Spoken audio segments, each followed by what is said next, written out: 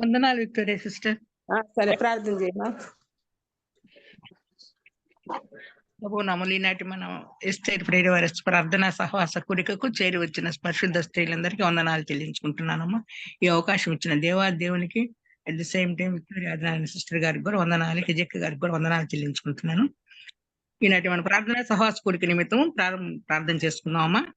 మహోన్నతుడా, మహాపరిశుద్ధుడా, నిత్య నివాసిని మా పేపర్లో తండ్రి, మితిలేని ప్రేమ, కృపా, కనికరముల చేత ఇంతవరకు కాచి కాపాడి నీ రెక్కల చాట్లో భద్రపరిచిన నాయన సజీవ లెక్కలు వచ్చి అంత మాత్రమే కాకుండా నేను ప్రతిదినం నీ జీవ వాక్కులు, నీ ప్రేమ వాక్కులు, నీ శాశ్వతమైన వాక్కులు వినే భాగ్యం మాకు అనుగ్రహించి కంఫర్టబుల్ జోన్లో మమ్మల్ని అందరినీ ప్రవేశపెట్టిన విధానాన్ని బట్టి వందనాలు, స్తోత్రాలయ్యా. మాకంటే ఎంతో మంది ఈ రోజు చూడలేక గతించిపోయి ఉంటారయ్యా. మాకైతే మహాభాగ్యం కృపను అనుగ్రహించినందుకు కోటాను కోట్ల స్తుతులు, స్తోత్రాలు చెల్లించుకుంటున్నామయ్యా. ఎందుకంటే కేవలం పాపములో పుట్టి పాపములో పెరిగిన వారమేనైనా పాపములను చనిపోతే మా గతి అధోగతి అని తెలుసుకుని మా కొరకు విడిచిపెట్టుకొని ఆ భాగ్యాన్ని విడిచిపెట్టి మా నిమిత్తం నాయన సెలవులో మీ ప్రాణాన్ని బలిగా చేసి ప్రభా మీరు కార్చిన ప్రశస్త రక్త దారులుగా మీ స్వరక్తం ఇచ్చి మమ్మల్ని కొనుక్కున్నా నీ బిడలుగా చేసుకున్నారు కాబట్టి నీ బిడలైతే నీ రాజ్యవాసులని ప్రకటించారు నాయన. అందును బట్టి మీరు చేసిన మహాయ బలియాగాన్ని బట్టి నేను ఈనాడు మేము తండ్రి మీరు 3వ రోజు మృత్యుంజయుడిగా లేచి నేను విజయకేతనాన్ని ఎగురవేసి తండ్రి కుడి పార్శ్వన కూర్చుని మా నిమిత్తం నాయన తండ్రి మాకు సరిగ్గా ప్రార్థించడం రాదోయేమో, నేను మా విజ్ఞాపనకర్తగా మా విజ్ఞాపనలన్నీ ఆలకించి మాకు తగిన సమాధానం ఇస్తున్నాం. మా విజ్ఞాపనకర్త మరొకసారి వందనాలు, స్తోత్రాలు నాయన. మా ప్రధాన యాజకుడా, మా ఆత్మల కాపరి, మా మంచి కాపరి, వందనాలు, స్తోత్రాలు చెల్లించుకుంటున్నాను. నేను ఇదిగోనైనా ఈనాటి ప్రార్థన సహవాస కోరిక నిమిత్తం ప్రిసైడింగ్ చేస్తున్న సిస్టర్ గారిని దీవించండి, ఆశీర్వదించండి, మంచి ఆరోగ్యాలు తెలియపండి ప్రభా. అలాగని నేను పాట పాడబోయే సిస్టర్ కూడా ఆ సిస్టర్ గారే కాబట్టి చక్కగా ఆ పాటల ద్వారా కూడా నేను తండ్రి అందరూ నేను గణపరిచి మహిమపరుస్తుండగా కూడా నేను చక్కగా సహితమైన పాట పాడే భాగ్యం దయచేయమని సన్నిధిలో అడిగి వేడుకుంటున్నానయ్యా. అలాగని నేను వర్తమానం నిమిత్తం ఏర్పాటు చేసుకుని బిడ్డ మన అక్కగారిని బట్టి వందనాలు, స్తోత్రాలు అక్కకి ఇచ్చిన ఆరోగ్యాన్ని బట్టి తులు స్తోత్రాలు చెల్లించుకుంటున్నాను. కొంత ఇంటి పని విషయంలో ఉన్నాయన కొంచెం బిజీగా ఉన్నప్పటికీ మళ్ళీ నీ వర్తమానం అందించడానికి అక్కడ ప్రిపేర్ చేసిన విధానాన్ని బట్టి కూడా వందన స్తోత్రాలు చెల్లించుకుంటున్నానయ్యా. అదే విధంగా జీవంలోకి చేరి వచ్చిన బిడ్డలందరిని బట్టి వందనాలు, స్తోత్రాలు నాయన ఒక్కొక్కరు చిన్న చిన్న బలహీనతలు ఉంటాయి మానవ మాత్రం వాటి వల్ల రాలేకపోతే సకాలంలో బిడ్డలందరూ చేరవచ్చులాగా వాళ్ళందరినీ ఆయత్తపరచండి. ఎందుకంటే కొంచెం కాలమే మిగిలి ఉంది, కడవరి దినాల్లో ఉన్నాం కదా ప్రభా.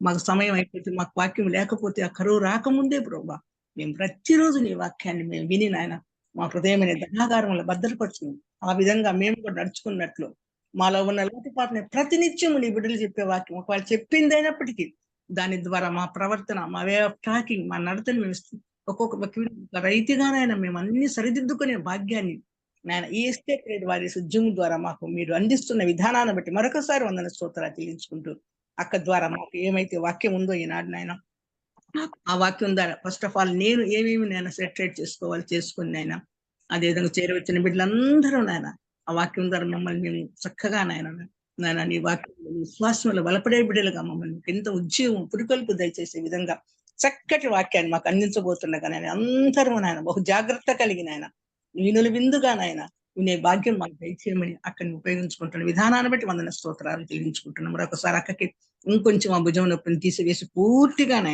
మంచి స్వస్థాన్ని గ్రహించమని పరిచర్యలో వాడబడుతుండగా తోడుగా ఉండమని సన్నిధిలో అడిగి వేడుకుంటున్నానయ్యా. అలాగే చేస్తూ మా విన్నపాలు ఆలకిస్తున్న విధానాన్ని బట్టి వందన స్తోత్రాలు నేను ఈ కార్యక్రమం నిర్వహిస్తున్న అక్కకి జక్క గారిని బట్టి వందనాలు, స్తోత్రాలు. అక్కకి ఇచ్చిన ఆరోగ్యాన్ని బట్టి స్తోత్రాలు నన్ను కూడా దీవించండి, ఆశీర్వదించండి. ఎన్ని పనులు, ఎన్ని ఆటంకాలు ఎన్ని వచ్చినప్పటికీ ఆగిపోక సాగిపోతూ ఉండేటట్లు కృపను అనుగ్రహిస్తున్నారా అక్క విషయంలో అందరిని ఏరుకుంటుంది ప్రభా. పాటలు పాడేవాడిని, ప్రిసైడింగ్ చేసేవాడిని, వాక్యపరిచయం చేసేవాడిని నేను అక్కకి మంచి ఆరోగ్యాలు దయచేయమని ప్రయాణం తండ్రి నేను దినాన్ని పెద్ద బాబు ప్రయాణంలో సేఫ్ గా చేర్చుకుంటారని అనుకుంటున్నాను, వేడుకుంటున్నాను. ఆ విధంగా గమ్యస్థానం చేర్చిన విధానాన్ని బట్టి కూడా వందన స్తోత్రాలు చెల్లించుకుంటున్నానే. అదే విధంగా సామాన్య కూడా మంచి ఆరోగ్యాలు దయచేయమని సన్నిధి అడిగి వేడుకుంటున్నాను. మా మొరలు ఆలకించి దేవుడు కనుక అందుకే నీ సన్నిధిలో ప్రతినిత్యం పర్సనల్ గా కూడా అడుక్కుంటున్నాను, వేడుకుంటున్నాను. ఈ విధంగా తండ్రి అన్ని విషయాల్లో వాక్య పరిచర్లో రేపటి దినాన్నైనా సోమవారం కదిరికి కూడా వెళ్ళాను. అక్కని మీరు చక్కగా సిద్ధపరుస్తున్న విధానాన్ని బట్టి మరి ముఖ్యంగా మంచి ఆరోగ్యాలు దయచేస్తున్న విధానాన్ని బట్టి కూడా వందన స్తోత్రాలు చెల్లించుకుంటున్నాను. ఆ విధంగా తండ్రి మరి ముఖ్యంగా మరొకసారి ఎటువంటి ఇంటర్నెట్ లో ఇష్యూస్ అన్ని రాకుండా చక్కగా చివరి వరకు మీరు మాత్రమే ఆధిపత్యం వహించమని ఈ సన్నిధిలో అడిగి వేడుకుంటూ రావాల్సిన బిడ్డలు అందరూ సకాలంలో వచ్చే భాగ్యం తెచ్చేయండి. నేను ఆ విధంగా చేయబోతున్న విధానాన్ని బట్టి వందన స్తోత్రాలు చెల్లించుకుంటూ ఈనాటి ఈ ప్రార్థనా సహవాసకుడికి ఆది అంతం మీరేయండి నడిపించమని ఈ మా ప్రార్థనా మనవులు మా ప్రభువును మీ ప్రియకుమారుడు త్వరలో రారాజుగా రాని యేసయ్య అతి శక్తి కలిగిన నామముని అడిగి వేడుకుని ప్రార్థించి పూజించి పొంది ఉన్నాము పరమ తండ్రి. ఆమెన్. ఆమేన్. మొట్టమొదటి ప్రార్థన చేసిన అరుణ సురేష్ యేసుక్రీస్తునామమున వందనాలు. మరి పాట పాడుకుందాము. మన పాటల పుస్తకంలో నుంచి 499. యేసే నా పరిహారి, ప్రియ యేసే నా పరిహారి, నా జీవిత కాలమెల్లా ప్రియ ప్రభువే నా పరిహారి, నా జీవిత కాలమలా ప్రియ ప్రభువే నా పరిహారి, యేసే నా పరిహారి, ప్రియ యేసే నా పరిహారి, ఎన్ని కష్టాలు కలిగినను నన్ను కృంగించే బాధలెన్నో, ఎన్ని కష్టాలు కలిగినను నన్ను కృంగించే బాధలెన్నో, ఎన్ని నష్టాలు శోభిల్లినా ప్రియ ప్రభువే నా పరిహారి, ఎన్ని నష్టాలు శోభిల్లినా ప్రియ ప్రభువే నా పరిహారి, యేసే నా పరిహారి, ప్రియ యేసే నా పరిహారి, నా జీవిత కాలమెల్లా ప్రియ ప్రభువే నా పరిహారి, నన్ను సాతాను వెంబడించిన, నన్ను శత్రువు ఎదిరించిన, నన్ను సాతాను వెంబడించిన, నన్ను శత్రువు ఎదిరించిన, పలు నిందలు నన్ను చుట్టిన ప్రియ ప్రభువే నా పరిహారి, పలు నిందలు నన్ను చుట్టిన ప్రియ ప్రభువే నా పరిహారి, యేసే నా పరిహారి, ప్రియ యేసే నా పరిహారి, నా జీవిత కాలమెల్లా ప్రియ ప్రభువే నా పరిహారి, మణిమాన్యాలు లేకున్నా మనోవేదనలు వేధించిన, మణిమాన్యాలు లేకున్నా మనోవేదనలు వేధించిన, నరులెల్లారు నన్ను విడిచిన ప్రియ ప్రభువే నా పరిహారి, నరులెల్లారు నన్ను విడిచిన ప్రియ ప్రభువే నా పరిహారి, యేసే నా పరిహారి, ప్రియ యేసే నా పరిహారి, నా జీవిత కాలమెల్లా ప్రియ ప్రభువే నా పరిహారి, బహువ్యాధులు నన్ను చుట్టినా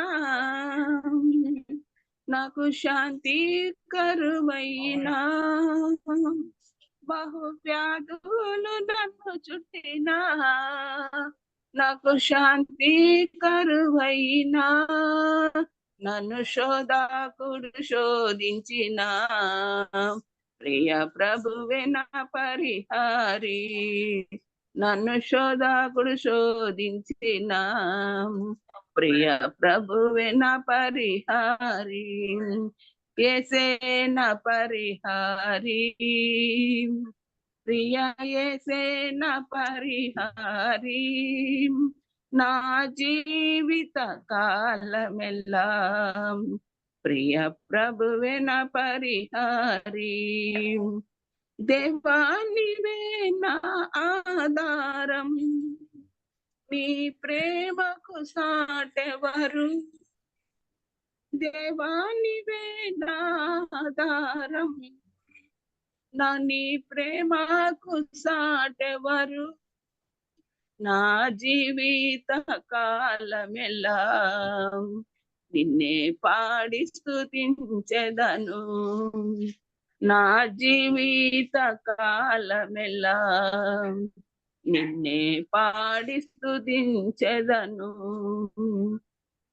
యేసే నా పరిహారి, ప్రియ యేసే నా పరిహారి, నా జీవిత కాలమెల్లా ప్రియ ప్రభువే నా పరిహారి, యేసే నా పరిహారి, ప్రియ యేసే నా పరిహారి, నా జీవిత కాలమెల్లా ప్రియ ప్రభువే నా పరిహారి. అయిపోయిందక్క. సరే, మన మధ్యలో ఉన్నటువంటి మరి మనక్క ఆసనన్న గారు నెల్లూరు నుంచి అక్క మనకు వాక్యమే అందిస్తారు. చక్కగా విని మరి మేలు పొందుకుందాం. మనక్క. వందనాలు సిస్టర్. వందనాలక్క. జూమ్ లో కనెక్ట్ అయిన సోదరులందరికీ ప్రభు అయిన యేసుక్రీస్తు నామంలో వందనాలు తెలియజేసుకుంటున్నాను. వందనాలు సిస్టర్, వందనాలు. పాపం మీ పేరు మేము అందరం ఖూనీ చేసేస్తున్నాం. మీరే చెప్పండి మీ పేరు. మనోన్మణి. నాట్ ఓన్లీ విక్టోరియా మాత్రమే కాదు, కొద్దిమంది తప్పు పలుకుతున్నారు. ఆ పేరు కదా, సొంత పేరు నువ్వు కొన్ని చేస్తే కష్టమే. తెలుగులో మనోన్మణి ఒక పేరు. దాంట్లో కూడా అదేంది కదా, మనోన్మణి అడింది. మనోన్మణి MANON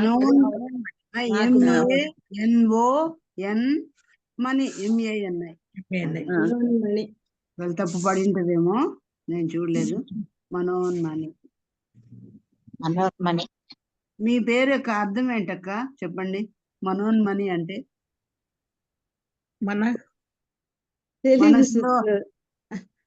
మనసులో మణి వంటిదా? మనసులన్నిట్లో మణి. అదేదో కొంచెం విగ్రహారాధికుల పేరు. అవునా? మనోన్మణి. మనసు అంటే మనసు, అంటే మనస్సులన్నిట్లో మనసున్న మంచి మనిషి అక్క. మంచి మనిషి అంతే. మంచి మనిషి, మణిలాంటి మనసు కలిగినది అని. మనసులందరిలో మణి వంటిది. మనం అందరికంటే మణి వంటిది అక్క ఈ రోజు వాక్యం చెప్తుంది. లాకెట్ లాగా కదా, దండకు లాకెట్ లాగా. Very good. అందరికీ వందనాలమ్మా. కనెక్ట్ అయిన సోదరులందరికీ ప్రత్యేకంగా నాకు కొంత బలహీనతగా ఉండి షోల్డర్ పెయిన్ గా ఉంటే గ్రూప్ లో ఉన్న సిస్టర్స్ అందరూ నా కోసం ప్రార్థన చేశారు. అందరికీ ప్రత్యేక వందనాలు తెలియజేసుకుంటున్నాను. ప్రార్థన వల్లనే ఏదో కొద్దిగా ఉపశమనం పొందుతూ కంటిన్యూ చేసుకోగలుగుతున్నాను. కాబట్టి అందరికీ వందనాలమ్మా. నా కోసం ప్రేయర్ కంటిన్యూ చేయాలి. ఈ సాయంకాల సమయంలో వాక్య ధ్యానం కోసం మనందరికీ తెలిసిన సుపరిచితమైన లేఖన భాగమే మనం చెప్పుకోబోతున్నాం. కాకపోతే 2వ పేతురు పత్రికలో ఒక మాట ఉంది. 2వ పేతురు పత్రిక 1వ అధ్యాయం 12వ వచనంలో, కాబట్టి మీరు ఈ సంగతులను తెలుసుకొని మీరు అంగీకరించిన సత్యమందు స్థిరపడి ఉన్నను, వీటిని గూర్చి ఎల్లప్పుడూ మీకు జ్ఞాపకము చేయుటకు సిద్ధముగా ఉన్నాను. మరియు మన ప్రభువైన యేసుక్రీస్తు నాకు సూచించిన ప్రకారం నా గుడారమును త్వరగా విడిచిపెట్టవలసి వచ్చునని ఎరిగి నేను ఈ గుడారంలో ఉన్నంత కాలము ఈ సంగతులను జ్ఞాపకం చేసి మిమ్మల్ని రేపుట న్యాయమని ఎంచుకొనుచున్నాను. ఇది అపోస్తలుడైన పేతురు గారు చెప్తున్న మాటలు. జ్ఞాపకం చేస్తున్నాను, మీరు ఈ సంగతులు తెలుసుకొని అంగీకరించిన సత్యమందు స్థిరపరచబడి ఉన్నాను. అంటే వాళ్ళకి ఆ సంగతులన్నీ తెలుసు, అంగీకరించారు, సత్యమందు స్థిరపరచబడి ఉన్నారు. అయినా మీకు ఎల్లప్పుడూ దీన్ని జ్ఞాపకం చేయాలని నేను అనుకుంటున్నాను అని చెప్తూ, నేను ఈ గుడారాన్ని త్వరగా విడిచిపెట్టాల్సి వస్తుందని నాకు తెలుసు. కాబట్టి ఈ గుడారంలో ఉన్నంతకాలం మీకు తెలిసిన సంగతులే జ్ఞాపకం చేసి మిమ్మల్ని రేపుట న్యాయమని ఎంచుకొంచున్నాను. కాబట్టి ఇప్పుడు నేను చెప్పబోయే సంగతులన్నీ మీకు తెలుసు.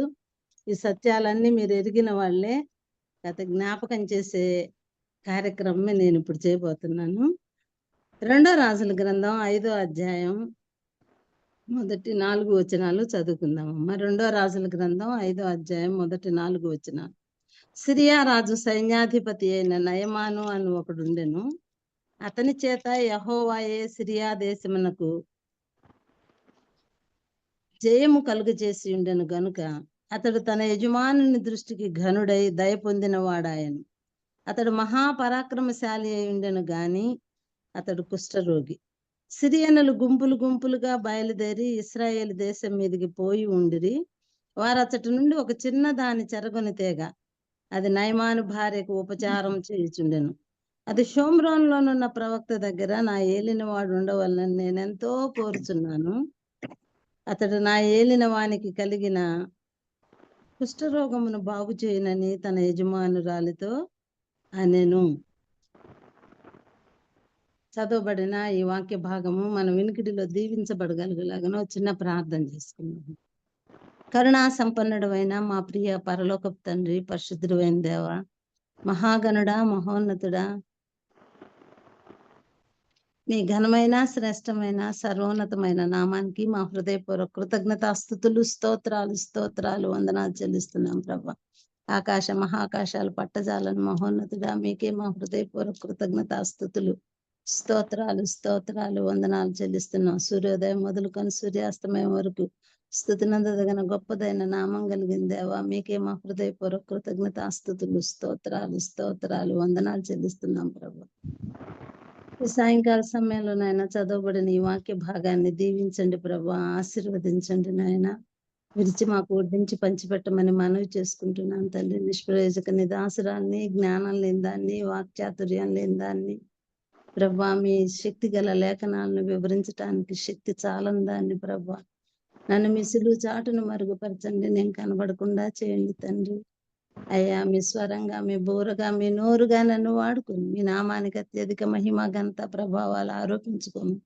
మాకందరికి ఈ సమయంలో వినే చెవి, గ్రహించే మనస్సు, లోబడే మనస్సు దయచేయమని మీ మెల్లనైన స్వరాన్ని మేమందరం విని ఆత్మీయ మేలు, దీవెన, ఆశీర్వాదం పొందగలుగులాగును, ఒక చిన్న పాఠమైనా నేర్చుకోగలుగులాగును దయచూపమని ఘనత, మహిమ, ప్రభావాలు మీకే చెల్లిస్తూ ఈ విన్నపములు మా ప్రభువును ప్రియ రక్షకుడైన యేసుక్రీస్తు వారి ఘనమైన పరిశుద్ధ నామములో స్తుతించి ప్రార్థించి అతి వినయంగా దీనులమై వేడుకుంటున్నాము తండ్రి, ఆమేన్. అమ్మ, ఈ చదువుకున్న లేఖన భాగంలో మనకందరికి తెలిసినట్టుగా ఒక చిన్న దాన్ని మనం చూస్తా ఉన్నాం. ఇశ్రాయేలు చిన్నది అని మనం చెప్పుకుంటూ ఉంటాం. చిన్నది అంటే పెట్టుకోరా సిస్టర్, వీడియో పెట్టుకోరా? మరి సిగ్నల్ పోతా ఉంటది, అది పోతూ ఉంటది. అందుకనే ఫస్ట్ కాసేపు కనబడి ఆగిపోతుందేమో అని భయంతో సిస్టర్. నా మాట బాగా వినిపిస్తోందా?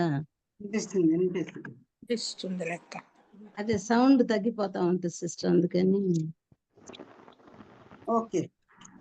కాబట్టి అమ్మా, ఇక్కడ ఒక చిన్నదాన్ని చూస్తున్నాం. ఆమె ఇశ్రాయేలు చిన్నది మనందరం చెప్పుకుంటా ఉంటాం. మన భాషలో, వ్యవహారిక భాషలో ఇశ్రాయేల్ చిన్నది అని పేరు పెట్టుకుంటాం. ఆ చిన్నదంటే టీనేజ్ గర్ల్ అన్నమాట, యంగ్ గర్ల్. చిన్నదంటే చిన్న పాప కాదు కానీ యంగ్ గర్ల్. ఈ ఇశ్రాయేలు చిన్నది అనే చిన్నదాని గురించి సాయంకాల సమయంలో మనం కొన్ని విషయాలు ధ్యానం చేసుకుందాం. ఈ ఒకే ఒక మాటతో ఒక గొప్ప సైన్యాధిపతి యొక్క కుష్ఠరోగం బాగయ్యే మార్గాన్ని సూచించింది. చిన్న అమ్మాయి. నన్ను అడిగితే 3వ వచనంలో నయమాను భార్యకు పరిచారం చేయుచుండెను అని చెప్పబడింది. అంటే ఇంపార్టెన్స్ లేని అమ్మాయి, సామాన్యమైన అమ్మాయి. ఆ అమ్మాయిని గురించి చెప్పుకోవాల్సినంత పదవిలో అమ్మాయి లేదు. ఒక గొప్ప వ్యక్తి అయితే, పరిపాలకులైతే, రాజులైతే, లేదా ఇంకేదైనా ప్రామినెన్స్ ఉన్న వ్యక్తులైతే వాళ్ళని గురించి చెప్పుకోవచ్చు. ఈ అమ్మాయి పరిచారకురాలు, అంటే పనికెత్తె, ఓ రకంగా చెప్పాలంటే బానిస. ఆ అమ్మాయి ఒక మాటతోటి ఆ గొప్ప నయమాను సైన్యాధిపతి యొక్క, లేకపోతే నాయకుడి యొక్క కుష్ఠరోగం బాగవటానికి దారి చూపెట్టిన చిన్నదిగా మనం చూస్తా ఉన్నాం. అసలు ఆ నయమాన్ ఎలాంటి వాడంటే మొదటి వచనంలో మనం చూస్తే సిరియా రాజు సైన్యాధిపతి అయిన నయమాన్ అని ఒకడుండెను. అతని చేత యెహోవాయే సిరియా దేశమునకు జయము కలుగజేసి ఉండెను గనుక అతడు తన యజమానుని దృష్టికి ఘనుడై దయ పొందిన వాడాయన. అటు ఇక్కడున్న నయమాను గొప్ప సైన్యాధిపతిగా ఉన్నాడు. రాజు దృష్టికి దయ పొందిన వాడుగా ఉన్నాడు. ఘనుడుగా ఉన్నాడు. అంత గొప్ప వ్యక్తి ఒక బలహీనత, ఒక అనారోగ్యం కలిగి ఉన్నట్టుగా చూస్తున్నాం. కుష్ఠరోగిగా ఉన్నాడు. అయితే ఇక్కడ సైన్యాధిపతి ఎక్కడ యుద్ధానికి పోయినా జయాలు వస్తున్నట్టుగా మనం చూస్తున్నాం. అయితే ఆ జయమిచ్చిన వాడెవరంటే యెహోవాయే అని చూస్తున్నాం. అవునమ్మా, సిరియా దేశం అంటే అన్య దేశమే. యెహోవా దేవుడు ఇశ్రాయేలీయులకే కాదు జయం ఇచ్చేది, మంచివారి మీదను చెడ్డవారి మీదను ఆయన వర్షాన్ని, గాలిని, సూర్యుడిని ఉదయింపచేసేవాడుగా ఉన్న గొప్ప దేవుడు, ప్రేమ గల దేవుడు కదా. భేదాలు లేవు ప్రభు దగ్గర. మన దగ్గర ఎన్నో భేదాలు ఉంటాయి కానీ యెహోవాయే సిరియా దేశమునకు జయం కలుగ చేసిండు. కాబట్టి మనం చాలా సార్లు ఏదన్నా జయం మనకొస్తే, నా కొడుకు భలే చదివాడు, నేను భలే చదివాను, మా తెలివితేటలు గల్లవాళ్ళం కాబట్టే ఫస్ట్ క్లాస్ వచ్చింది, కాబట్టే ఇంత చదువు చదివాడు అని అనుకుంటున్నాం కానీ అక్కడ జయం కలుగ చేసేవాడు యెహోవాయే. మర్చిపోతున్నాం దేవుడిచ్చిన జయం అన్న విషయం, మర్చిపోతా ఉన్నాం. మన పిల్లలకు ఆపాదిస్తున్నాం గొప్పతనం. ఆ గొప్పతనం ఆపాదించాల్సింది యెహోవాకే, దేవునికే, యేసయ్యకే. ఎక్కడ మనం సక్సెస్ఫుల్ గా మనం వెళుతున్నామంటే దేవుని మహాకృపే అన్నమాట. ఎక్కడన్నా మనం గొప్ప సేవ చేస్తున్నాం అంటే, నేను భలే గొప్ప సేవ చేశాను అనుకుంటాం, మందేం కాదు. దీనికి మంచి ఎగ్జాంపుల్ అపోస్తుడైన పౌలు కదా. నేను బహుగా ప్రయాసపడ్డాను, వెంటనే సెకండ్ లైన్ లో ప్రయాసపడినది నేను కాదు, నాకు తోడై ఉన్న దేవుని కృపే. నేనేమై ఉన్నాను, అది దేవుని కృపే. నేను ఇంత చదివాను, గమలీయేలు పాదాలు ఏదో ధర్మశాస్త్రం అంతా తెలుసు, నేను చాలా గొప్పవాడిని, రిచ్ మ్యాన్ని, పరిసయుడిని, హెబ్రీయుడిని, ధర్మశాస్త్రం అంతా నాకొచ్చు అని అట్లా చెప్పలేదు. కానీ నేనేమై ఉన్నాను, అది దేవుని కృపే. పరిచర్య చేసింది కూడా, పరిచర్య చేసి నేను చాలా గొప్పోడిని, ఆ కాలంలో పుట్టిన వాడినైనా ఎంతో గొప్ప సేవ చేశాను అని చెప్పుకోవచ్చు. మనమైతే అట్లా చెప్పుకునేసేవాళ్ళం. ఆయన ఏమని చెప్పాడంటే, ప్రయాసపడినది నేను కాదు, నాకు దేవుడైన దేవుని కృపయే. అవునమ్మా, దేవుణ్ణి హెచ్చించిన వాడుగా అపోస్తుడైన పౌలు చూస్తున్నాం. మన జీవితాల్లో కూడా మన పిల్లలకి జయం వచ్చినా, మనకి జయం వచ్చినా, భర్తలకు జయం వచ్చినా, ఏదొచ్చినా తోడై ఉన్న దేవుని కృపే, దేవుని వలనే అని మనం మర్చిపోకూడదు. ఇక్కడ స్పష్టంగా రాస్తున్నాడు, నయమాను మంచి సైన్యాధిపతే, మంచి జయాలు కలుగుతున్నాయి. ఎవరి ద్వారా అంటే అతని చేత యెహోవాయే సిరియా దేశమునకు జయము కలుగ చేసి ఉండెను.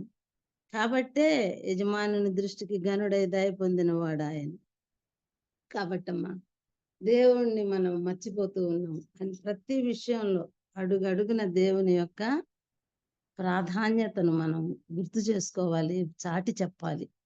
దేవుడు లేకపోతే మనం ఏమీ లేము, జీరో. అసలు నన్ను అడిగితే నేనేమో విన్నానో అది కేవలం దేవుని కృప వల్లనే అని పాటలు చాలా చూస్తా ఉన్నాము, చాలా వింటున్నాము. మరి అపొస్తలుడైన పౌలు కూడా చాలా గొప్పగా దేవుని కృపను గురించి వివరించినట్టుగా చూస్తాము. అవునమ్మా. కాబట్టి ఇక్కడ నయమాన్ చాలా గొప్పవాడు గాని, ఆయనకి మహాపరాక్రమశాలి అయి ఉండెను గాని అతడు కుష్ఠరోగి అని చూస్తున్నాము. అవును, కుష్ఠరోగిగా ఉన్నాడు. ఈ యొక్క ప్రాధాన్యత లేని అమ్మాయి, పని మనిషిగా ఉన్న అమ్మాయి, పరిచర్య చేసే అమ్మాయి, బానిసగా ఉన్న అమ్మాయి, తనకి ఏమి గొప్పతనాలు, ప్రామినెన్స్ లేవు. కానీ అంతటి గొప్ప సైన్యాధిపతికి కుష్ఠరోగం నుంచి విడుదల పొందటానికి దారి చూపెట్టిన స్త్రీగా. ఇక్కడ మనం అమ్మాయిని గమనించినట్లయితే, ఆ ఇశ్రాయేలు చిన్నది తానున్న ప్లేస్ లో ప్రయోజనకరమైన అమ్మాయిగా ఉంది. తానున్న ప్లేస్ లో ఆశీర్వాదకరంగా ఉన్న అమ్మాయిగా ఉంది. ఈ మాట మనం ఎక్కడ చూస్తామంటే అబ్రహాం కదా. అబ్రహాము ఆశీర్వాదకరంగా ఉన్నాడు. భూలోకంలో ఉన్న వంశాలన్నిటికీ ఆశీర్వాదకరంగా ఉంది. నేను నిన్ను ఆశీర్వాదంగా ఉంచుతాను అని దేవుడు ప్రామిస్ చేశాడు. ఆదికాండం 12వ అధ్యాయంలో మనందరికి తెలుసు కదా, మా అధ్యాయం కూడా బాగా పరిచితమైన వాక్య భాగమే. కాబట్టి ఆయన ఆశీర్వాదకరంగా అబ్రహాం ఉన్నట్లుగా ఈ ఇంపార్టెన్స్ లేని అమ్మాయి, ఇక్కడ ఒక పనిపిల్లగా బానిసగా ఉన్న అమ్మాయి, పరిచారం చేసే అమ్మాయి నయమాను కుటుంబానికి ఆశీర్వాదకారకురాలుగా ఉంది, ప్రయోజనకరమైన చిన్నదిగా కనిపిస్తా ఉంది. ఎంత గొప్ప మేలు చేసిందంటే వాళ్ళకి ఎంతో గొప్ప మేలు చేసింది. అమ్మ, నువ్వు నేను కూడా ఎక్కడున్నా మన చుట్టూ ఉండే వాళ్ళకి ప్రయోజనకరంగా ఉంటున్నామా?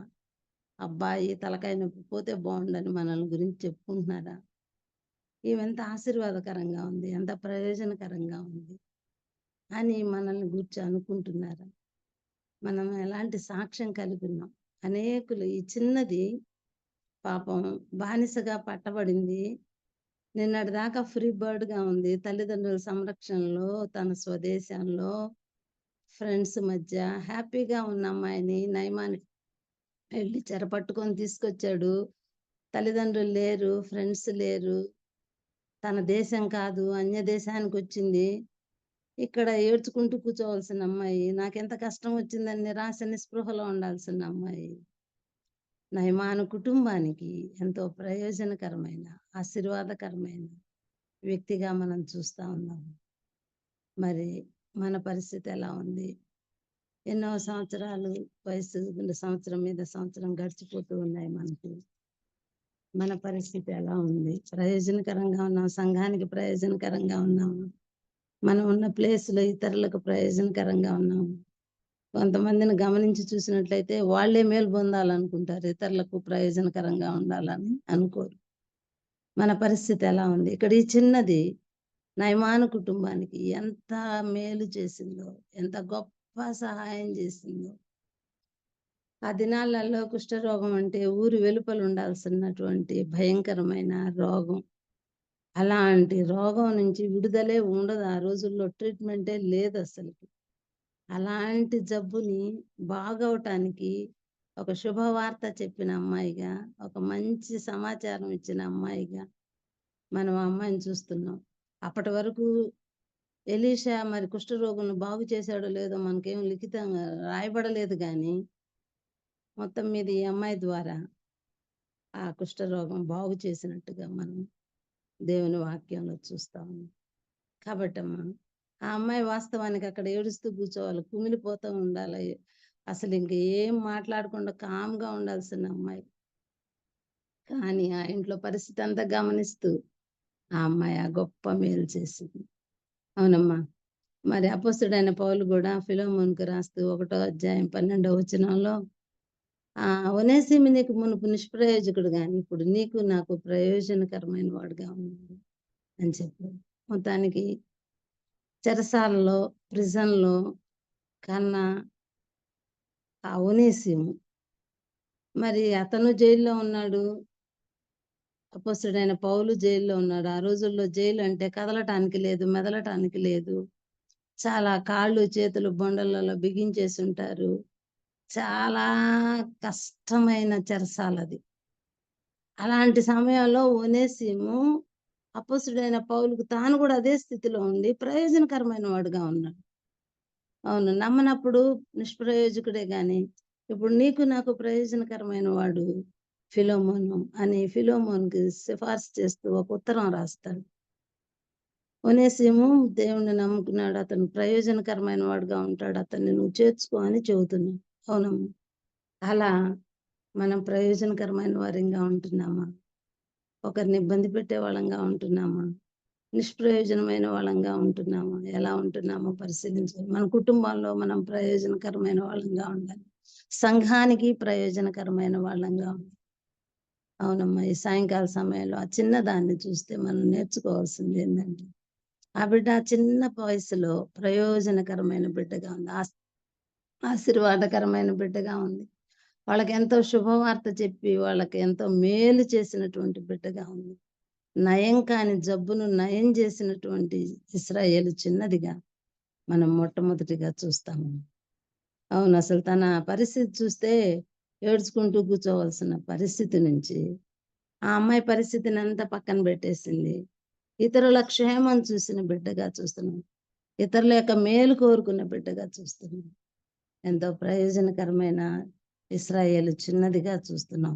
తనకంటూ ప్రాధాన్యత ఏమీ లేదు, కానీ ఎంతో ప్రాధాన్యతని చేకూర్చిన చిన్న బిడ్డగా మనం ఆ బిడ్డను చూస్తాము. అవునమ్మా, మనం ఏ స్థితిలో ఉండని, మనం లెక్కలేని వాళ్ళంగానే ఉండొచ్చు, సంఘంలో మనకు ఒక ప్రాధాన్యత అంటూ లేని వారిగానే ఉండొచ్చు, ఎక్కడో వెనకాల ఉండొచ్చు మనం. అయినా కానీ ఇతరులకు ప్రయోజనకరమైన వాళ్ళంగా మనం ఉంటున్నాము. అనేకులకు సువార్త చెప్పటం ద్వారా పాపపు చెర నుంచి వారిని విడిపించే వాళ్ళంగా ఉండాలి. అంతేకాకుండా భౌతికంగా కూడా కొంత ప్రయోజనకరమైన వారిగా ఇతరులకు నువ్వు నేను జీవించటం ఎంతైనా ఆశీర్వాదకరం. అవును, మన ప్రభు అమ్మ ఎంతో మేలుకరంగా జీవించాడు. అపొస్తలుల కార్యం 10:38 చూస్తాం. ఆయన మేలు చేయుచు సంచరించినటువంటి గొప్ప దేవుడుగా మనం చూస్తాము. అవును, కుంటి వాళ్ళకి కాళ్ళు ఇచ్చాడు, గుడ్డి వారికి కళ్ళు ఇచ్చాడు, ఊచ చేయగల వాళ్ళని స్వస్థపరిచాడు, చివరికి చనిపోయిన వారిని సైతం లేపినవాడు గొప్ప దేవుడుగా ఉన్నాడు. ఆయన ఉన్న కాలంలో ఎంత మందికి ప్రయోజనకరమైన వాడుగా ఉన్నాడు.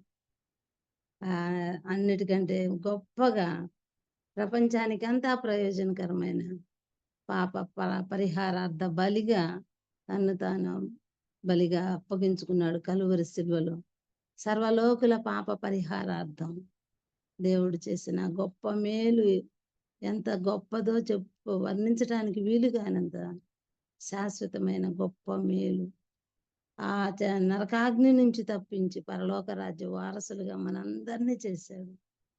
అది ఒకరికి కాదు, ఇద్దరికి కాదు, సర్వలోకుల కోసం ఆయన అమూల్య రక్తాన్ని పాప ప్రాయశ్చిత్తార్థం చిందించిన వాడుగా మనం చూస్తున్నాం. పవిత్ర రక్తం, పరిశుద్ధ రక్తాన్ని పాప పరిహారం నిమిత్తం చిందించిన గొప్ప మేలు మనకు చేసిన గొప్ప దేవుడుగా మనం చూస్తున్నాం.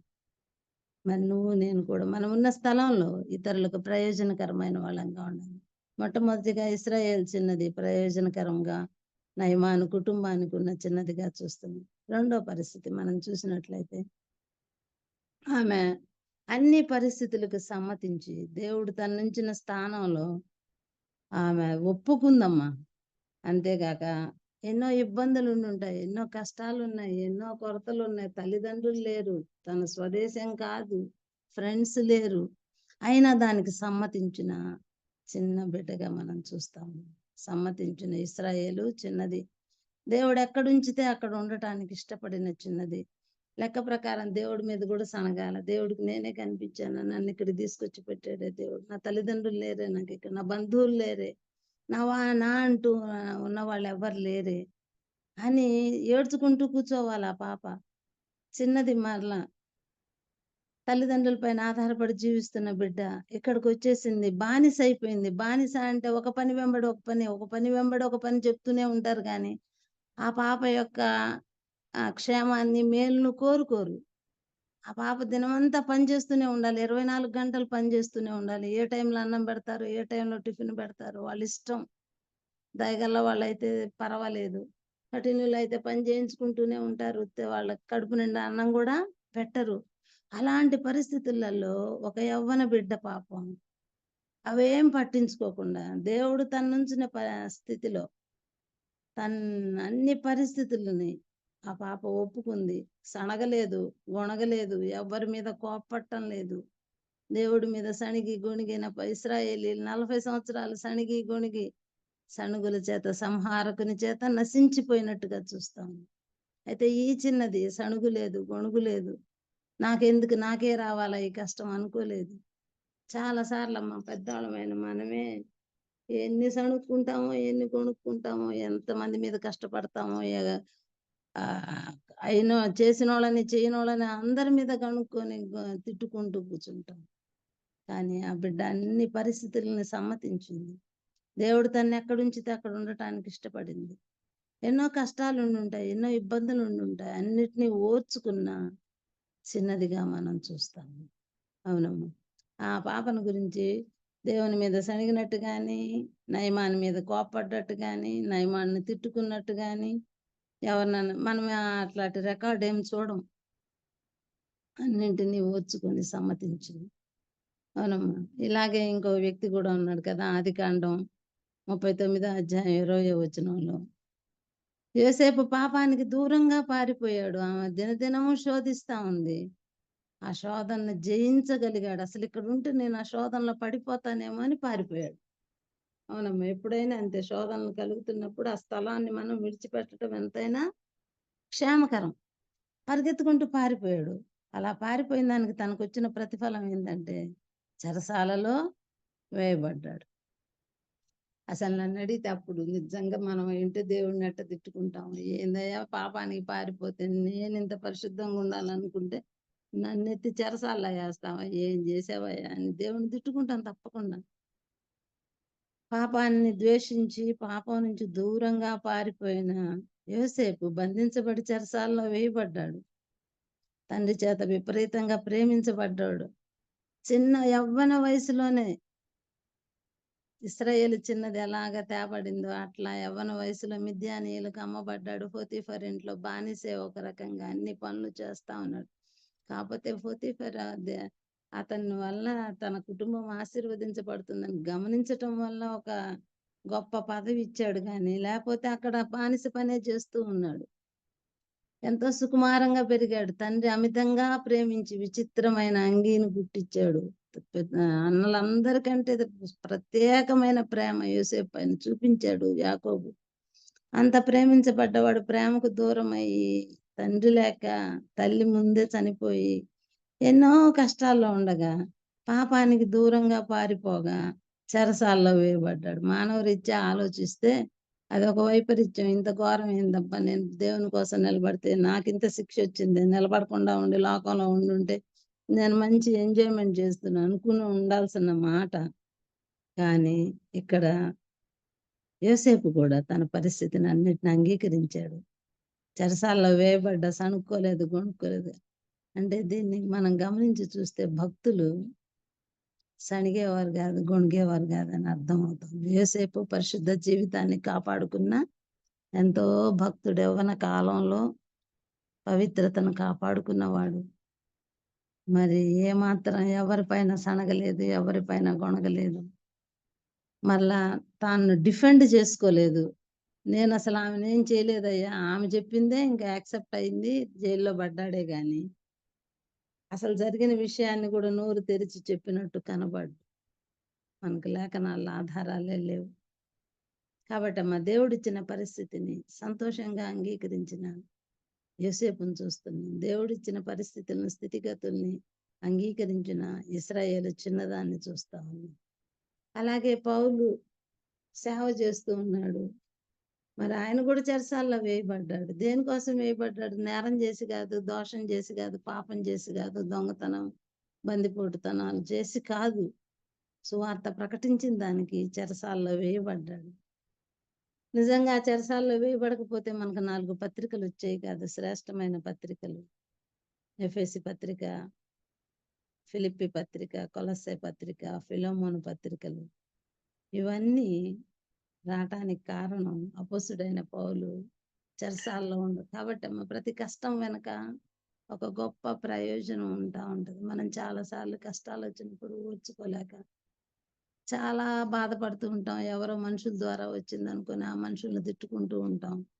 దేవుని అనుమతి లేకుండా మన జీవితాల్లో ఏదీ జరగదు.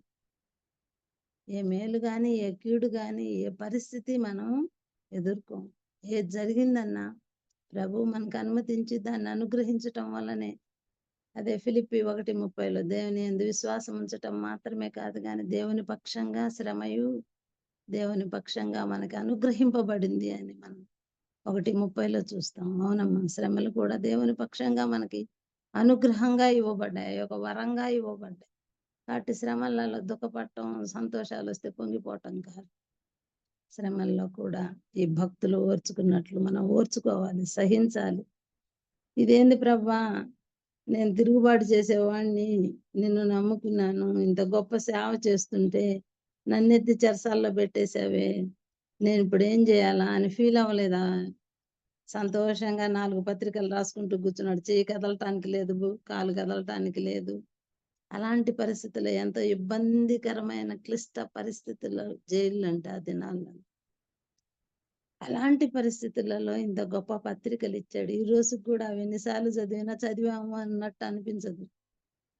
చాలా యూస్ఫుల్ గా, హెల్ప్ఫుల్ గా మనకి ఆత్మీయ జీవితానికి ప్రయోజనకరమైన పత్రికలుగా అవి నేటికి కూడా ఉన్నాయి. పాతతనమే దాంట్లో కనబడదు. అంతేకాకుండా మన ప్రభు కూడా దేవునితో సమానంగా ఉండుట విడిచిపెట్టకూడని భాగ్యం అని ఎంచుకోలేదు. ఆ గొప్ప భాగ్యాన్ని వదులుకొని మానవుడిగా ఈ లోకానికి వచ్చాడు. మానవుడు అయితే బాగుండేది, దాసుడయ్యాడు. దాసుడు అయినా పర్వాలేదులే అనుకుంటే రిక్తుడయ్యాడు. ఎంతగా నీ కోసం నా కోసం ప్రభు తగ్గించుకున్నాడు. ఆ పరిస్థితులలో ఆయనకు తెలుసు ఆ క్రోధ పాత్ర ఎంత కష్టమైందో. అందుకనే ప్రార్థన చేశాడు, తండ్రి నీ చిత్తమైతే ఈ గిన్నె నా యొద్ద నుండి తొలగించు, అయినా నా ఇష్టం కాదు, నీ చిత్తమే సిద్ధించును కాక అన్నాడు. అది దేవుని యొక్క సంపూర్ణ మానవత్వాన్ని సూచించే మాట.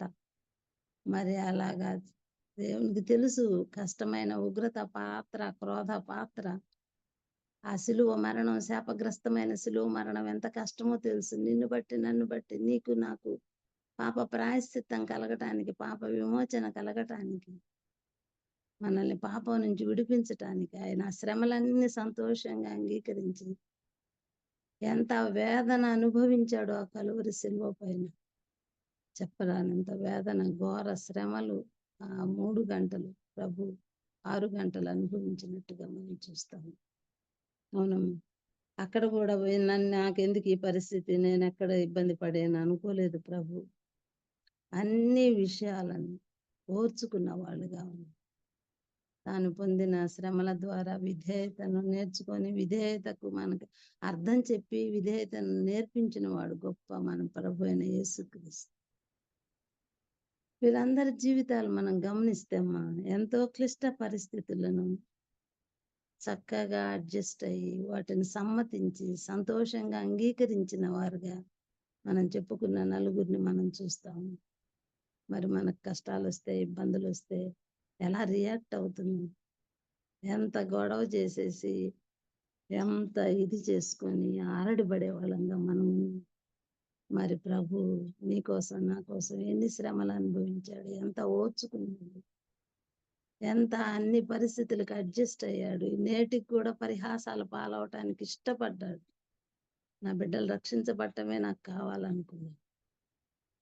అవునమ్మా. నేటికి కూడా జ్ఞానం లేని వాళ్ళు నానా రీతులుగా అపహాస్యం చేస్తున్నారు, పరిహాసాలు చేస్తున్నారు, తోలనాడుతున్నారు, తృణీకరిస్తున్నారు. ఇవన్నీ ప్రభువుకి ముందే తెలుసు.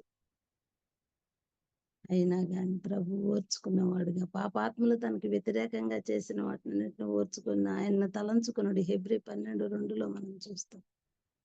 అవునమ్మా. నీ ఓర్చుకున్నాడు ప్రభు నీ కోసం నా కోసం, నిన్ను రక్షించడానికి, నన్ను రక్షించటానికి. అంతేగాని తండ్రి మీద గొణగలేదు, సణుక్కోలేదు. మనకు ఇవన్నీ పాఠాలు. ఏదైనా కష్టం వస్తే, ఏదైనా నష్టం వస్తే దేవుని వైపు చూడాలి. ప్రభు వీళ్ళందరినీ జ్ఞాపకం చేసుకోవాలి. వాళ్ళు ఎలా అడ్జస్ట్ అయ్యారు ఆ క్లిష్ట పరిస్థితులలో, ఎలా ఓర్చుకున్నారు ఆ పరిస్థితులు. మనం కూడా ఓర్చుకునే వాళ్ళంగా ఉన్నాం. అన్ని పరిస్థితులను సమ్మతించి, దేవుడు మనకి అనుగ్రహించిన ప్రతి విషయాన్ని సమ్మతించి దేవుని సన్నిధిలో కనిపెట్టుకొని ఆయన బలిష్టమైన చేతుల కింద దీన మనస్కులమై ఉండాలి. అది మనం నేర్చుకోవాలి. అంటే రెండోది, అన్ని పరిస్థితులకు సమ్మతించి ఒప్పుకొని ఓర్చుకున్న చిన్నదిగా మనం ఇశ్రాయేలు చిన్నదాన్ని చూస్తాం. మూడోదిగా మనం చూస్తే ఆమె చిన్నది నయమాన్ని కుష్ఠరోగాన్ని గమనించిన చిన్నదిగా ఉంది. అదే సమయంలో 4వ వచనమే కదమ్మా, 3వ వచనం, అది షోమ్రోన్లోనున్న ప్రవక్త దగ్గర నా ఏలిన వాడు ఉండవలనని నేనెంతో కోరుకొనుచున్నాను. అతడు నా ఏలిన వానికి కలిగిన కుష్ఠరోగమును బాగు చేయనని తన యజమానురాలితో అనేను. ఇక్కడ లెక్క ప్రకారం నయమానికి కష్టం వచ్చిందంటే, తిక్క కుదిరింది, మా బోటోళ్ళని ఇట్ట తీసుకొచ్చి తల్లిదండ్రుల నుంచి దూరం చేసి ఇట్ట కష్టపెడుతున్నాడు, ఇంకా గొప్పగా రావాలి, ఇంకా ఇదైపోవాలి, వీలైతే నాశనం అయిపోవాలని రకరకాల భాషలలో మనం తిడతాం. కానీ ఈ చిన్నది ఏం కోరుకుంటుందంట, ఆయన మా ప్రవక్త దగ్గరికి వెళ్ళాలి. ఇస్రాయేల్ దేశంలో ఉన్నటువంటి షోమ్రోన్‌లో ఉన్న ప్రవక్త దగ్గరికి నా ఏలిన వాడు వెళ్ళాలని నేనెంతో కోరుచున్నాను. అమ్మాయి ఎంత ఇష్టపడతా ఉంది. అంటే అక్కడికి పోతే మా ప్రవక్త ఆ యజమానుడికి కలిగిన కుష్ఠరోగాన్ని బాగు చేస్తాడు అని ఆ అమ్మాయి వైఖరి ఏందంటే తన శత్రువు యొక్క బాగు కోరుకుంటా ఉంది. మనం మన శత్రువులకి ఏమన్నా కలిగితే తిక్క కుదిరింది, అలాగే కావాలి, నన్ను ఇట్ట చేస్తాడా, నన్ను ఇట్ట అంటాడా, అని మనం అనుకుంటాం. కానీ ఈ అమ్మాయి ఏమనుకుంటుందంటే, అయ్యో పాప నా యజమానుడికి కుష్ఠరోగం ఉంది, ఆ కుష్ఠరోగం బాగవ్వాలంటే మా ప్రవక్త అయితే బాగు చేస్తాడు. కాబట్టి ఆ అమ్మాయి ఎంతో కోరుకుంటా ఉంది. నా తల్లిదండ్రుల దగ్గరికి వెళ్ళాలని కోరుకోవట్లేదు, నా దేశానికి వెళ్ళాలని కోరుకోవట్లేదు. ఇదేందబ్బా ఈ పరదేశంలోకి వచ్చి అన్య దేశంలో వీళ్ళింట్లో ఉన్నానే, నా వాళ్ళు ఎవరు లేరే, అక్కడికి వెళ్ళిపోవాలని కోరుకోవటం లేదు. కానీ షోమ్రోన్‌లో ఉన్న మా ప్రవక్త దగ్గరికి వెళ్ళాలి. ఆయన ఎందుకు వెళ్ళాలి అంటే ఆయన దగ్గరికి వెళితే ఈయనకున్న కుష్ఠరోగాన్ని బాగు చేస్తాడు మా ప్రవక్త అని అక్కడ 2 పనులు చేస్తుందమ్మా. తన ప్రవక్తను గూర్చి సాక్ష్యం ఇస్తా ఉంది, తన ప్రవక్తను గూర్చి చెప్తున్న అమ్మాయిగా ఉంది. అదే సమయంలో నయమాన్ బాగవ్వాలి అని కోరుకుంటాను. అంటే అమ్మా శత్రువుని క్షమించే మంచి స్వభావం కలిగిన చిన్నదిగా ఉంది. చిన్నపిల్లలు అట్ట అనుకోరు, అంతే కావాలి వాడికి, అంతే, ఇంకా బాగా దెబ్బలు తగలాలి, అట్ట రకరకాలుగా అనుకుంటూ ఉంటారు. కానీ ఆ పాప అట్లా అనుకోవటం లేదు. ఆ చిన్నది అలా తలంచట్లేదు. అయ్యో ఇదెంత భయంకరమైన జబ్బు, మా ఇజ్రాయెల్ దేశంలో అయితే ఊరు బయట ఉంటారు కదా అని, ఇది చాలా భయంకరమైంది. కాబట్టి షోమ్రోన్‌లో ఉన్న మా ప్రవక్త దగ్గరికి వెళితే అమ్మా అది బాగవుతుందమ్మా అని యజమానురాలతో చెప్పింది. అవునమ్మా, అది సులభంగా క్షమించింది అతన్ని. ఆయన మేలు కోరుకుంటా ఉంది. మనం ఇంత విశ్వాసులమైన మనం కూడా శత్రువులను క్షమించలేకపోతా ఉన్నాం. వాళ్ళని చూడంగానే నన్ను అన్న మాట నాకు గుర్తొస్తుంది అంటున్నాను, నా చేసిందంతా గుర్తొస్తుంది అంటున్నాం, మాటి మాటికి జ్ఞాపకం చేసుకుంటున్నాం, మనస్ఫూర్తిగా క్షమించలేకపోతున్నాం. ప్రభు చెప్పాడు, నేను మిమ్మల్ని క్షమించలాగన మీరు కూడా ఒకరినొకరు క్షమించుకోండి, నేను ఒక క్రొత్త ఆజ్ఞ ఇస్తున్నాను. యేసుక్రీస్తు ప్రభు యోహాను సువార్త 13వ అధ్యాయంలో శిష్యుల పాదాలు కడిగిన తర్వాత 34వ వచనంలో చెప్తాను, నేను మీకు ఒక క్రొత్త ఆజ్ఞ ఇస్తున్నాను, నేను మిమ్మును క్షమించినలాగా మీరును ఒకరినొకరు క్షమించుకోండి. అమ్మా ఈ మాటను మనం నెరవేర్చగలుగుతున్నాము. కొత్త ఆజ్ఞ ఇచ్చాడు, మనం నెరవేర్చగలుగుతున్నాం. మనకి ఎట్లాగైనా మన కీడు చేసిన వాళ్ళు కనపడంగానే ఆ కీడంతా ఫ్లాష్ బ్యాక్ గుర్తొచ్చేస్తా ఉంటుంది. కొంచెం ముఖం మార్చుకుంటాం, వీలైతే దూరంగా వెళ్ళిపోవటానికి ట్రై చేస్తూ ఉంటాం, కొంచెం అవాయిడ్ చేయడానికైనా ప్రయత్నం చేస్తుంటాం. మరి ఎదురు పడితే వందనాలని చెప్తుంటాం, కానీ సాధ్యమైనంత వరకు అక్కడి నుంచి వెళ్ళిపోవాలనుకుంటాం. క్షమించటానికి మనకు మనసు రాదు. కానీ ఇశ్రాయేల్ చిన్నది క్షమించగలిగింది అతన్ని. కానీ మళ్ళా కష్టంలో ఉంది, అయినా క్షమించగలదు. భక్తి పరులు క్షమిస్తారంట, భక్తిహీనులు పాతవన్నీ జ్ఞాపకం చేసుకొని మళ్ళా పగలు పెంచుకుంటా ఉంటారు. అవునమ్మా, యోసేపు కూడా తన అన్నలకి చెప్పాడు, నేను మీకు ఏం కీడు చేయను. వాళ్ళకేందంటే భయం, వాళ్ళు ఎంతో కీడు చేశారు తమ్ముడికి. చిన్నవాడిగా ఉన్నప్పుడు గుంటలో పడేశారు, వారికి విద్యానీయులకు అమ్మేశారు, అటంతా చేశారు. ఇప్పుడు మా తమ్ముడు మంచి పవర్లో ఉన్నాడు. ఒక ఐగుప్తు దేశం అంటే ఆ దినాల్లో గొప్ప పదవి అది. కాబట్టి ఇంత పదవిలో ఉన్నాడు, మనల్ని ఏమైనా చేస్తాడని భయపడితే వాళ్ళకి ఎంత దయతో వాళ్ళని ప్రీతిగా మాట్లాడి ఆదరించిన వాడుగా యోసేపు, అన్నలారా మా మేలు కోసమేలే మీరు నన్ను ఇట్లా అమ్మేశారు, అట్లా మీరు అమ్మకపోయి ఉంటే ఈ కార్యాలు జరిగి ఉండేవి కాదు. ఎంత బ్రాడ్ మైండ్తో వాళ్ళని క్షమించిన వాడు. నేను మీకేం కీడు చేయను. వాళ్ళు ఎక్కడికి యోసేపు ఎక్కడ కీడు చేస్తాడో మా బుద్ధి వచ్చి ఉంటదేమో, మా తమ్ముడికి అనుకున్నారేమో బహుశా. కానీ యోసేపు దైవికమైన స్వభావం కలిగిన వాడు. కాబట్టి మన ప్రభు కలువరి శిలువలో తనను హింసిస్తున్న వాళ్ళని, బాధిస్తున్న వాళ్ళని, చెంపల మీద కొడుతున్న వాళ్ళని, ముఖం మీద పిడిగుద్దులు గుద్దుతున్న వాళ్ళని, తండ్రి వీరేం చేస్తున్నారు, వీరెరుగురు గనక వీరిని క్షమించమని చెప్పిన రీతిగా యోసేపు అన్నల్ని క్షమించిన వాడుగా ఉన్నాడు. ఇక్కడ నయమాను చిన్నది కూడా, ఇశ్రాయేల్ చిన్నది కూడా నయమాన్ని క్షమించి పైపెచ్చి ఒక కోరిక కోరుకుంటూ ఉందా, అతడు బాగుపడాలి. ఇది ఎంత మంచి కోరిక, శత్రువు యొక్క మేలు కోరుకుంటాము. కనుక ఒకవేళ ఇబ్బంది కలిగిస్తే కలిగించాడులే, అసలు యవనస్తులు ప్రతీకారం చేయాలి అంటారు.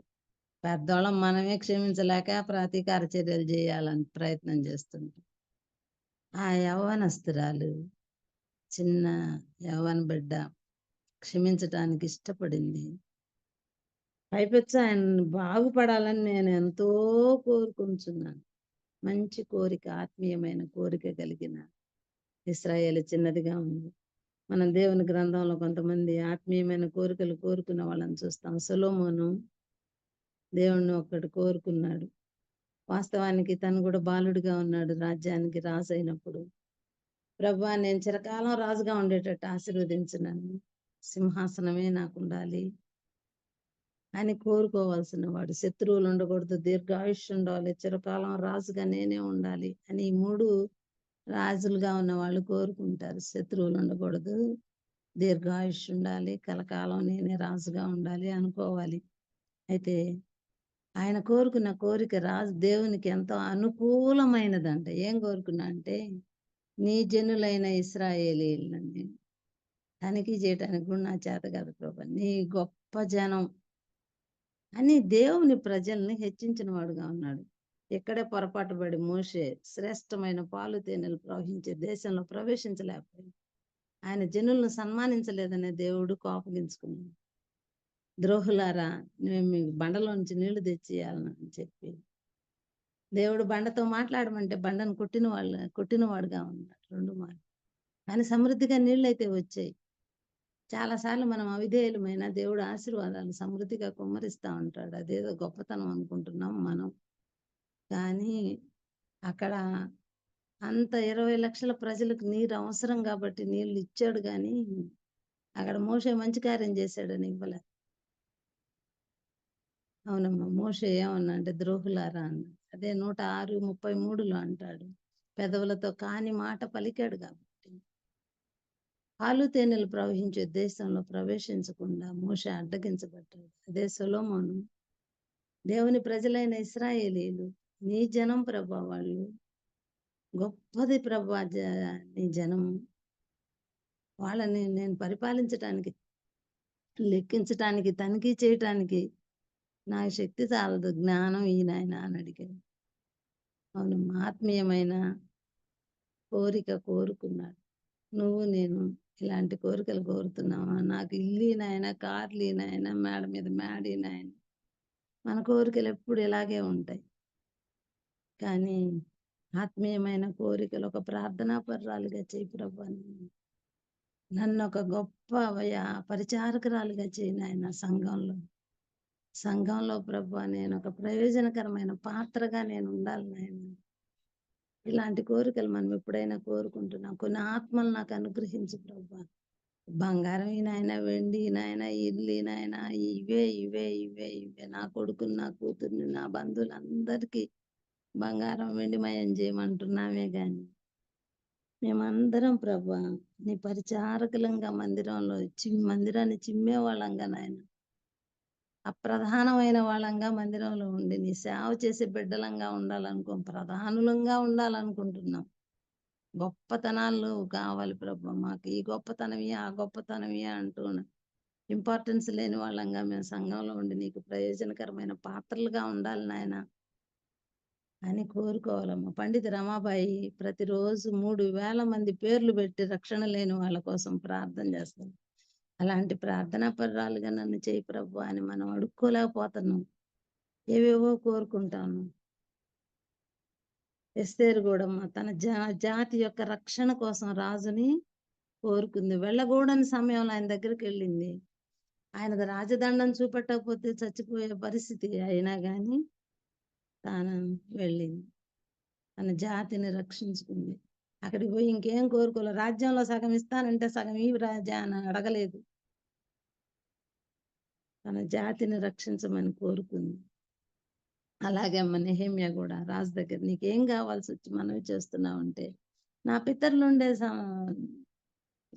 మా పితరుల సమాధులుండే పట్టణం పాడైపోయిందయ్యా, ప్రాకారాలు కూల్చబడ్డాయి, గుమ్మాలు కాల్చబడ్డాయి, నేను వెళ్ళి అక్కడ ఈ కట్టాలి ప్రభు అని కోరుకున్నాను. అంతేగాని గవర్నర్ పోస్ట్ నుంచి ఇంకో పెద్ద ప్రమోషన్ ఇచ్చేసి ఇంకో ప్రధాన్ని చేయ అనుకోలేదు. వీళ్ళంతా ఆత్మీయులమ్మ, ఆత్మీయమైన కోరికలు. ఎలీషా కూడా కోరుకున్నాడు ఏలియాని, నీకున్న ఆత్మలో 2 పాళ్ళు నాకు దయచేయని అడిగాను.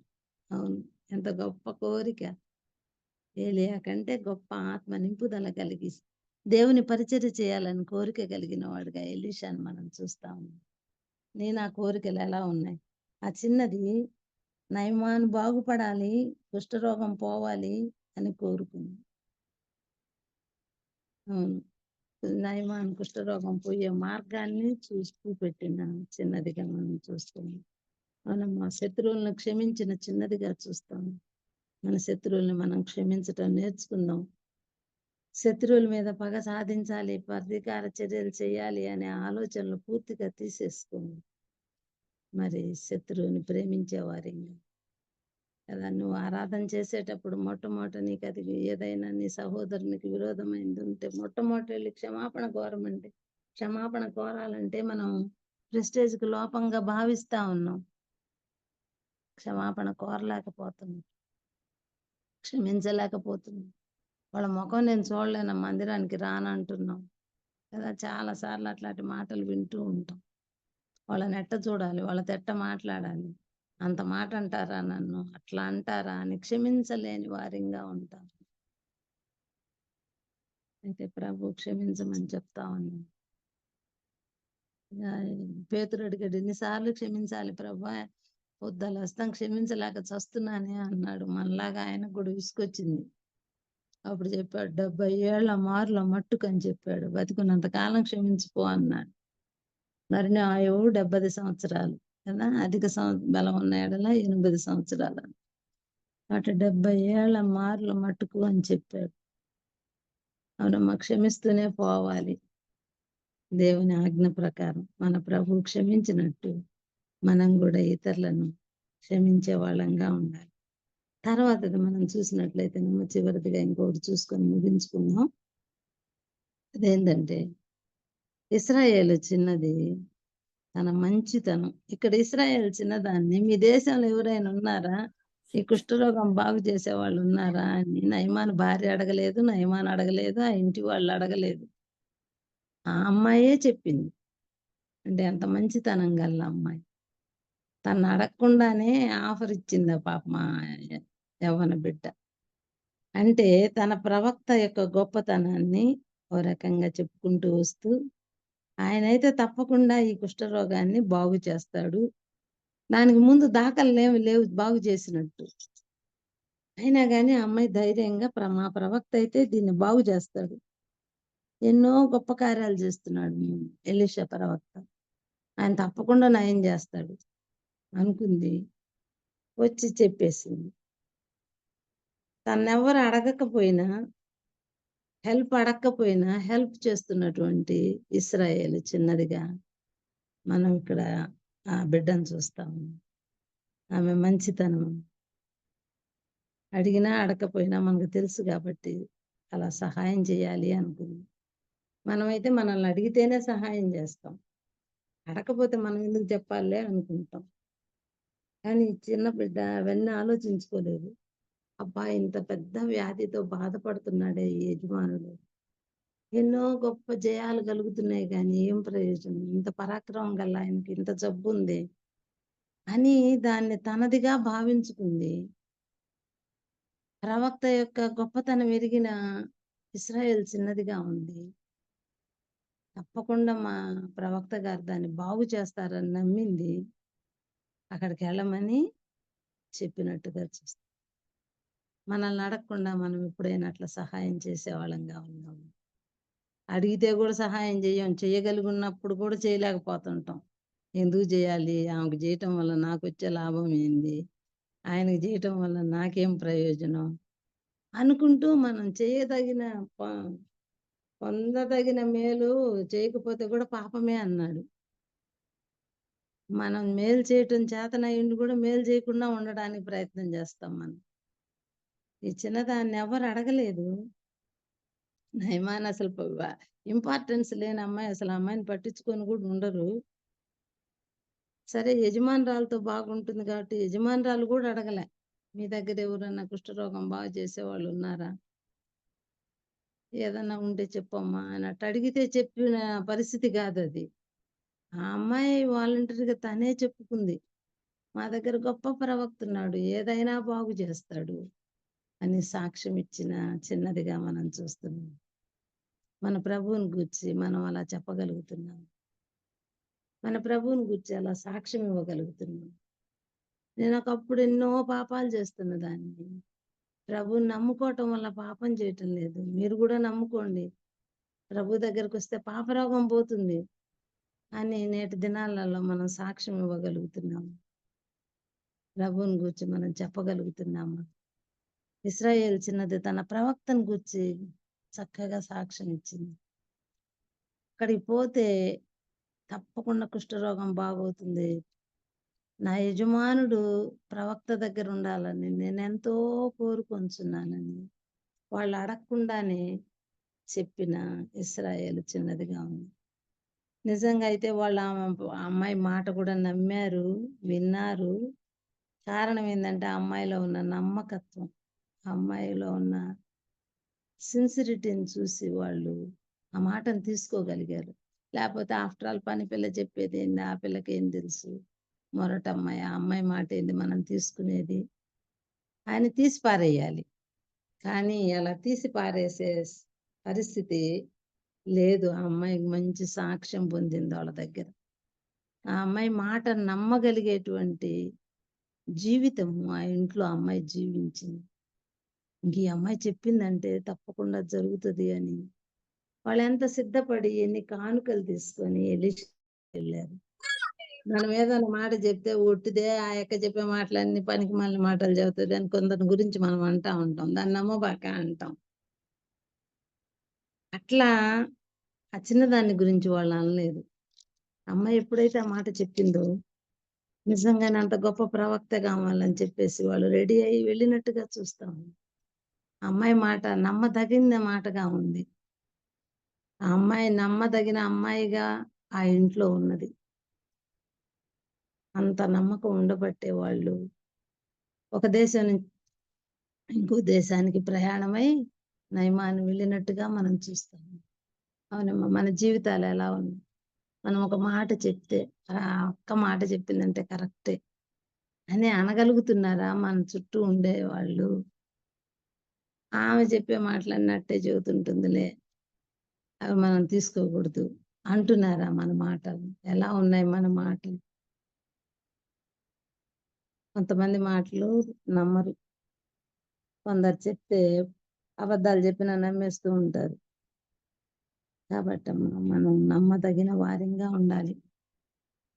ఎవరికైనా ఏదైనా మాట చెప్పామంటే ఎలాంటి మాటలు అంటే అలాంటి మాటలు చెప్పే వాళ్ళంగా ఉండకూడదు. మన ప్రభువుని గురించి మనం సాక్ష్యం ఇచ్చే వాళ్ళంగా ఉండాలి. ఇక్కడ నయమాను చిన్నది ఎలీషాను గురించి సాక్ష్యం ఇచ్చింది, గొప్ప మేలు పొందాడు. ఆయన ఆ కుష్ఠరోగం నయం అయ్యాక వచ్చి ఒక చక్కటి మాట అంటున్నాడు 5:15లో. అప్పుడు అతడు తన పరివారంతో కూడా దైవజనుని దగ్గరకు తిరిగి వచ్చి అతని ముందర నిలిచి, చిత్తగించుము, ఇశ్రాయేలులో ఉన్న దేవుడు తప్ప లోకమందంతటి యందును మరి ఒక దేవుడు లేడని నేను ఎరుగుదును. కాబట్టి ఇశ్రాయేల్లో ఉన్న దేవుడు తప్ప మరి ఒక దేవుడు లేడని నేను ఎరుగుదును అంటే ఆ కుష్ఠరోగం నయం అవటం వలన దేవుడు ఘనపరచబడ్డాడు ఎలీషా ద్వారా.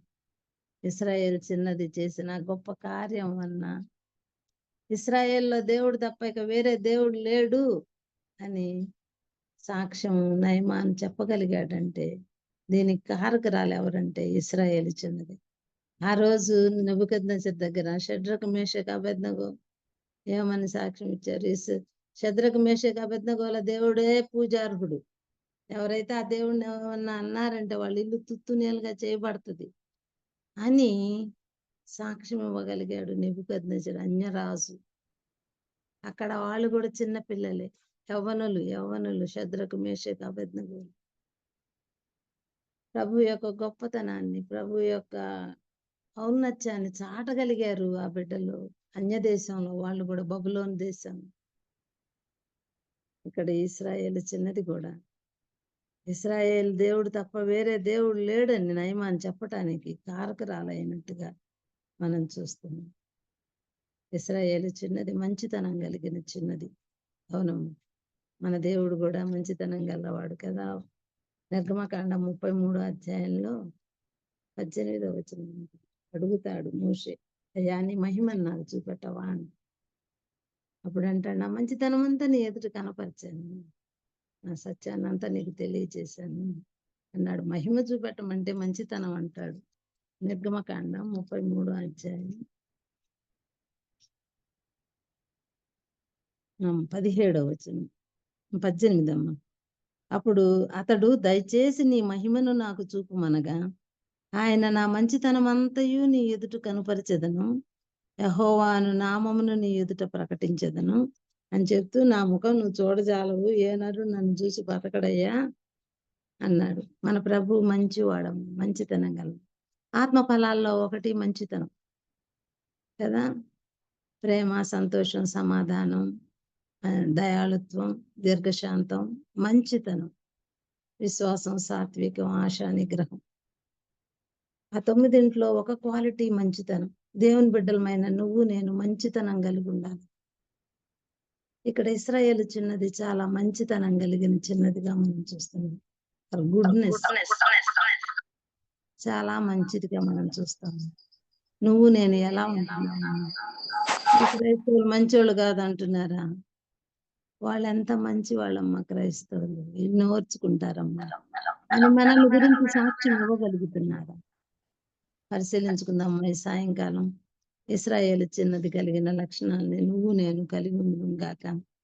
ఇశ్రాయేలు చిన్నది అనేకులకు ప్రయోజనకరమైనదిగా, ఆశీర్వాదకరమైన చిన్నదిగా చూస్తున్నాం. దేవుడిచ్చిన అన్ని పరిస్థితులను సమ్మతించి తనుంచిన స్థానంలో ఉండి వాటిని ఒప్పుకొని ఓర్చుకున్న చిన్నదిగా చూస్తున్నాం. సులభంగా క్షమించేటువంటి ఇశ్రాయేలు చిన్నదిగా, శత్రువు యొక్క మేలు కోరిన చిన్నదిగా మనం చూస్తున్నాం. అడగకపోయినా సహాయం చేసే మంచితనం కలిగిన చిన్నదిగా చూస్తున్నాం. ఇలాంటి లక్షణాలు మనందరం కలిగిన వారంగా ఉండి దేవుని నామాన్ని మహిమపరిచే బిడ్డలను నువ్వు నేను జీవించడం గాక. ప్రభు ఈ లేఖన భాగాల్ని మన వినికిడిలో దీవించి ఆశీర్వదించను గాక. అందరికీ వందనాలమ్మ. వందనాలక్క. వందనాలక్క. వందనాలక్క. మనం